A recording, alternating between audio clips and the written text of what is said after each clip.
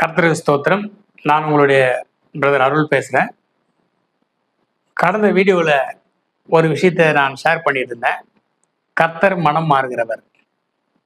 இந்த தலைப்பு கேட்டாலே உங்களுக்கு என் மேல கோபம் வரும். வரணும்னு தான் சொன்னேன். அப்போ அவர் மட்டும் மனம் மாறக்கூடாது, நம்ம மனம் மாறிட்டே இருக்கணுமா? ஆமாம், அது கடவுள்.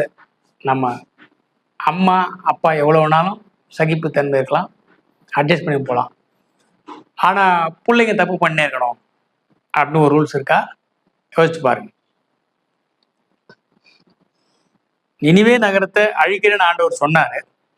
ஆனால் உட்காந்து மனம் உருகி மனம் திருந்தி அழுது எங்கள் பாவங்களை மன்னியும் ஆண்டவரேன்னு சொல்லும்போது கர்த்தர் என்ன செஞ்சார்?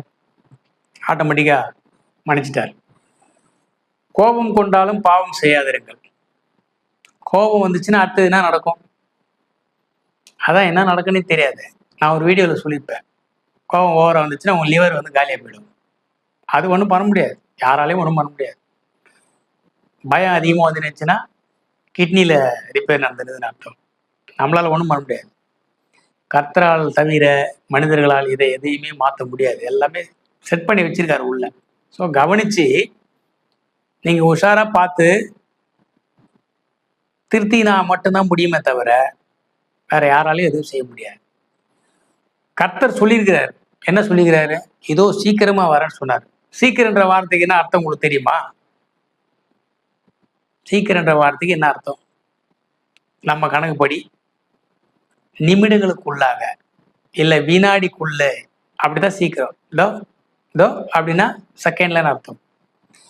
ரெண்டுத்தையும் சேர்த்து வர சொல்லிக்கிறாரு. இதோ சீக்கிரமாய் வருகிறேன். எவ்வளோ நாள் ஆச்சுங்க? 2000 வருஷத்தை தாண்டிடுச்சு. கிட்டத்தட்ட 26 ஆச்சோ, அது 2000 வருஷத்தை தாண்டிடுச்சு. பதிலே சொல்ல முடியல மக்களுக்கு. நான் சின்ன வயசுல இருக்கும்போது ஒரு தாத்தா தேவதாசன் ஒருத்தருக்கு இருந்தார், ஒரு சாது. இப்போ வரப்போறாருன்னு சொல்லிட்டு போயிட்டாரு. அவள்தான் படிக்கலாம் வேணாப்பா மேல, அதோட நேரம் போயிட்டு ஊழியத்து கிளம்பிட்டாங்க. என்ன இதே போல எத்தனை பேர் வீட்டில் அதை ஒரு சில காலங்கள்ல கர்த்தர் வரப்போறாரு அப்படின்னு சொன்ன உடனே அங்கேயே நடந்துச்சு. அப்போ சில காலத்துல எல்லாத்தையும் வித்து எடுத்துன்னு வாங்கன்ட்டாங்கல்ல, குழந்தைங்க வச்சிருங்க. அதை இன்னைக்கு சில பேர் செஞ்சுட்டு இருக்காங்க. இருக்கட்டும்.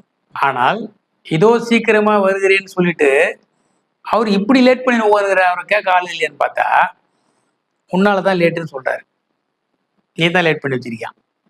அவர் இன்னைக்கு இப்போதை போற ரெடி ஆகுறாரு. நீ ரெடி ஆகுற போறதுக்கு?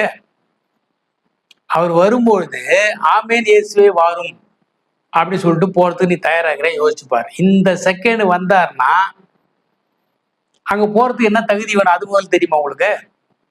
தெரியுமே. ஞாசம் எடுத்துக்கணும், பரிசுத்த அபிஷேகம் பெற்றுக்கணும். ஞாசம் எடுத்துட்டியா? அதான் முதல்ல எடுத்துட்டேன். அதான் முதல் வேலை. ஞானஸ்நானம் எப்படி எடுத்த? மனம் திரும்பி முழுகி ஞானஸ்நானம் எடுத்தியா அப்படின்னு கேட்டேன். இல்லை பாஸ்டர், 15 வயசு ஆயிடுச்சு, எங்கள் அப்பா அம்மா ஒன்று கூட்டு போய் ஞானஸ்நானம் கொடுத்துட்டாங்க. சரி, அது ஒரு குடும்பத்து கிறிஸ்தவர். நீ ஏன் போய் ஞானஸ்நானம் எடுத்த? நான் வந்துட்டு கல்யாணம் பண்ணணும்னு வந்தேன், பொண்ணு வந்து கிறிஸ்டின்னு, என்னையும் கிறிஸ்டின் சொன்னாங்க, பேரை மாற்றினாங்க, ஞானஸ்நானம் எடுத்துட்டேன், முடிஞ்சது. சரி, நீ ஏன் போய் ஞானஸ்நானம் எடுத்த? கிறிஸ்டின் தான் இந்த ஸ்கூலில் வந்துட்டு எனக்கு டீச்சர் வேலை கொடுப்போன்னு சொன்னாங்க, வேலைக்காக ஞானஸ்நானம் எடுத்துக்கினேன். ரைட்டு. நீ ஏன் போய் ஞானஸ்நானம் எடுத்த? எங்கள் வீட்டில் ஒரு பேய் பிசாசு பில்லி சூனு பிசாசு பிரச்சனை ஓவராக இருந்துச்சு, பாஸ்டர் சொன்னார் ஞானஸ்நானம் எடுத்தா தான் சரியாகணும், அதுக்காக ஞானஸ்நானம் எடுத்தேன். இந்த ஞானஸ்நானம் தான் செல்லாதுன்னு ஏற்கனவே ஒரு வீடியோவில் நான் பேசியிருக்கேனே. இது நான் பேசுனதில்லை, வேதத்தில் வசனம் இருக்குது, அதை எடுத்து சொன்னேன். விரியன் பாம்பு குட்டிகளே, வரும் கோபத்துக்கு தப்பித்து கொள்ள உங்களுக்கு வழி காட்டுறது யார்? மனம் திரும்பி உன் பாவத்தை அறிக்கையிட்டு நான் செய்தது தவறு, என்னை மன்னியும் ஆண்டவரே என்று சொல்லி கேட்டுட்டு கண்ணீர் விட்டுட்டு ஞானஸ்நானம் எடுத்திருந்தா அந்த ஞானஸ்நானம் செல்லும்.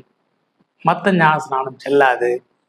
கர்த்தர் உனக்கு செய்வேன்னு சொன்னதை செய்ய மாட்டாரு, செய்ய மாட்டேன்னு சொன்னதை செய்வார். அவர் மனம் மாறுவார். இதோ சீக்கிரமா வரன்ட்டு லேட்டா கூட வருவார். அவர் யாரும் கேட்க முடியாது. தொடர்ந்து என்னுடைய காணொலியை பார்த்து வாங்க.